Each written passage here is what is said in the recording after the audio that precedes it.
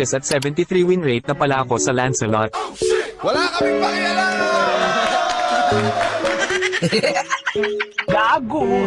At dahil one day na lang end season na, sinubukan kong maghanap sa team recruit ng makakasama mag-RG bago matapos itong season. Talaga, Charmin? At sakto ngang nakapasok ako sa mga ito. Yeah, boy. At dito nga ay may naka-open mic sa kanila. Kaya naman papakinggan ito ng ating bida. Okay ba to? Or baka kasi malakas kalaban natin eh. Paano masabi? Dito ay napapaisip pa yung host kung isasali ba niya ako dahil ako lang ang mythical glory sa kanila. Wow! Dito biglang nagsalita yung chicks nilang kasama sa mic. Sorry, bikon ako eh. Uy, sana all! Alright, sisi mo sa akin ah. Kalapikon. Sayang kasi, sayang. Eh. Huwag kayo iiyak. Mapikon ka kay Chano kasi tamo, tanso. Siguro talo sila kanina guys kaya napipikon si ate. Talaga? Hindi sana pinabillboard mo. Dito i-start na nila yung game.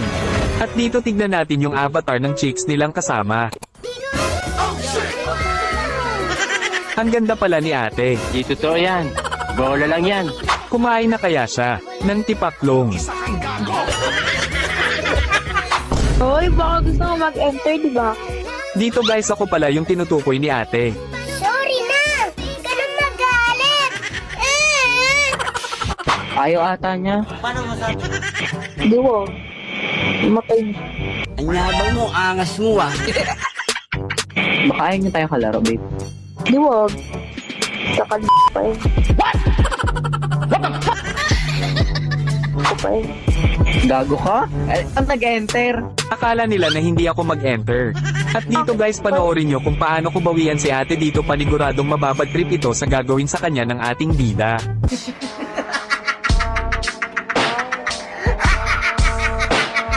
Gawin mo! Okay.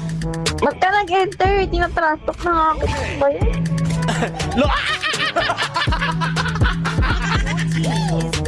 Dito silang tatlo na ang mag-ban. Kaya auto-ban sa kanila yung kabayong may kawal. At kasama nito yung ipis at vendor ng maling na siling. Napakapangit ng ugali mo! Dito ipapakita ko ang aking Lancelot at mamamangha si S1 sa ating bida. Wala batak naman to. Gulat ka, no? Dito na sinimulan ng ating bida na bawian si ate. Dito tinanong ko si ate kung ano bang hero ang gagamitin nito. Yeah, boy. Ito, sinuha ko na, di ba? Ang angas mo ah. Dito Hanabi pala ang gagamitin niya. Hoy, mag-ban ka na! Buti na lang ako huling magbaban, kaya naman auto-ban sa akin yung Hanabi ni ate.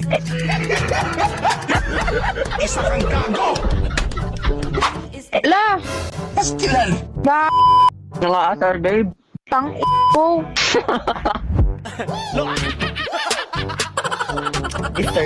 Dito tawang-tawa yung kasama ni ate.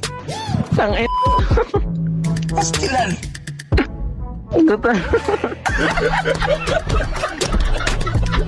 Throw mo to, tanga. Huwag kayo iiyak.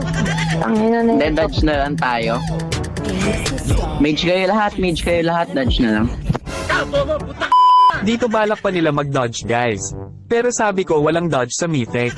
Kundi sa Legend pababa lang merong ganun. Throw natin.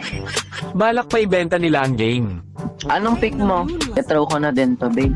Maulol! At dito ako na magpipig kaya naman ilock ko na si Gagamboy.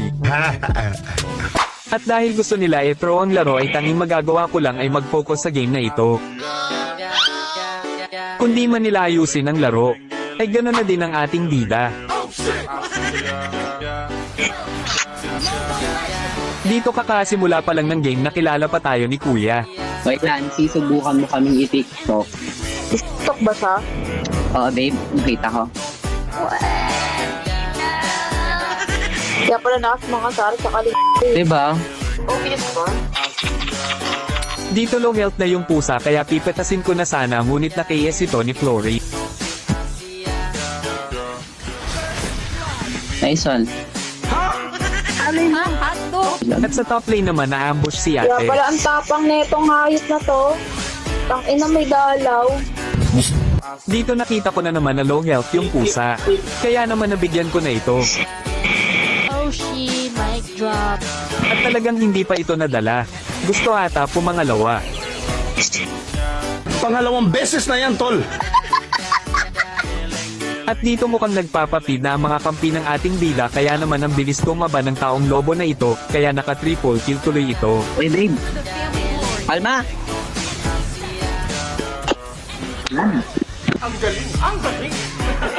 Dito akala ko mahahabol ko na sa paglipad ang babaeng uwak ngunit batcher ito sa base nila.